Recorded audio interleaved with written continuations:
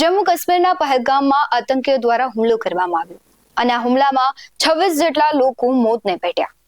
આતંકી હુમલાને લીધે દેશના દરેક લોકોમાં રોષ જોવા મળી રહ્યો છે અને દેશ હુમલાનો બદલો માંગે છે.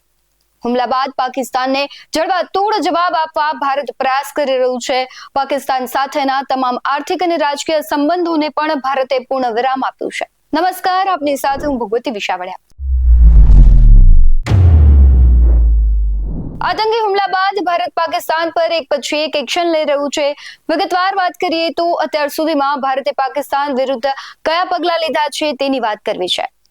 23 એપ્રિલ 2025 નો દિવસ એ સરકારે મહત્વનો નિર્ણય લીધો કે ભારતે 1960ની જળસંધિ અટકાવી દીધી. અટારી વાઘા બોર્ડર તાત્કાલિક બંધ કરી અને બધા પાકિસ્તાની લોકોના વિઝા તાત્કાલિક રદ કરાયા અને પાકિસ્તાની ઉચ્ચાયોગને બંધ કરવાનો પણ આદેશ લેવામાં આવ્યો. 26 એપ્રિલના રોજ પહેલગામ આતંકીઓ સાથે જોડાયેલા લોકોના ઘરને ધ્વસ્ત કરાયા. પાકિસ્તાની લોકોને ભારત છોડવા માટેની તારીખ જાહેર કરાઈ. 28 એપ્રિલના રોજ 800 નાગરિકોને પાકિસ્તાન પરત મોકલાયા. 29 એપ્રિલે મેડિકલ વિઝા પર આવેલા પાકિસ્તાનના વિઝા રદ કરાયા અને 30 એપ્રિલે ડિજિટલ સ્ટ્રાઇક કરી હવાઈ સેવાઓ પણ બંધ કરાઈ. 1 મેના રોજ પાકિસ્તાનની દૂતાવાસની કર્મચારી સીમા લાગુ કરાઈ. ભારતે આંતરરાષ્ટ્રીય મુદ્રા કોષમાંથી પાકિસ્તાનને આપવામાં આવતી લોનની સમીક્ષા કરી તથા પાકિસ્તાની પીએમ શહબાઝ શરીફ અને 4 ક્રિકેટરની ઓફિશિયલ યુટ્યુબ ચેનલ અને ઇન્સ્ટાગ્રામ એકાઉન્ટ પણ બ્લોક કરવામાં આવ્યા.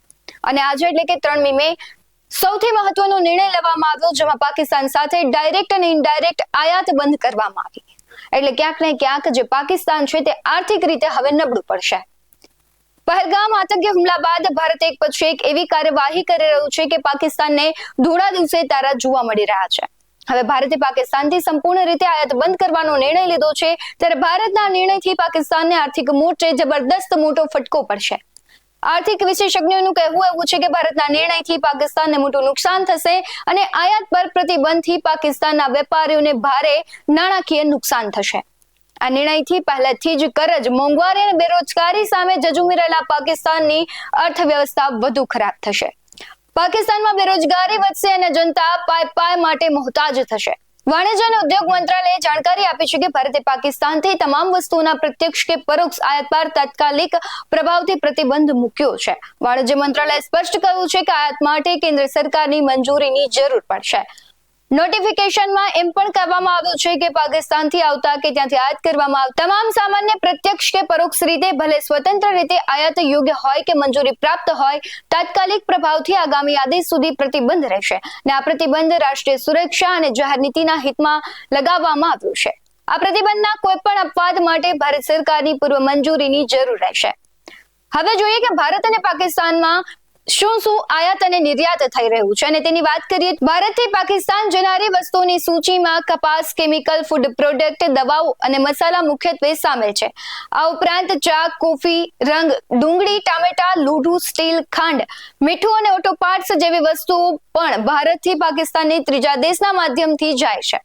જો પાકિસ્તાનથી આવતી વસ્તુઓ પર નજર કરીએ તો 2019 સુધી સિમેન્ટ, જીપ્સમ, ફળ, તાંબુ અને સિંધવ મીઠું જેવા ઉત્પાદનો આવતા હતા, પરંતુ ત્યારબાદ ફક્ત સિંધવ મીઠું અને મુલતાની માટી સહિત ગણ્યા ગાંઠિયા સામાન આવે છે. હવે તેના ઉપર પણ સંપૂર્ણ રીતે પ્રતિબંધ લાગવામાં આવ્યો છે. હવે આ નિર્ણયથી પાકિસ્તાનને એક મોટી તમાચો લાગશે, કારણ કે જે આર્થિક કહેવાય એ જ રીતે જો પાકિસ્તાન ભાંગી જશે તો પછી પાકિસ્તાનની શું હાલત થશે એ એક કલ્પનાની બહારની વસ્તુ છે. આવા જ વધુ અહેવાલો સાથે ફરી મળતા રહીશું. તમે અમારી યુટ્યુબ ચેનલને સબસ્ક્રાઇબ કરવાનું, અમને ફેસબુક અને ઇન્સ્ટાગ્રામ પર ફોલો કરવાનું ભૂલશો નહીં. બાકી નવી અપડેટ્સ મેળવવા માટે જોતા રહો BS9 TV ન્યૂઝ. નમસ્કાર.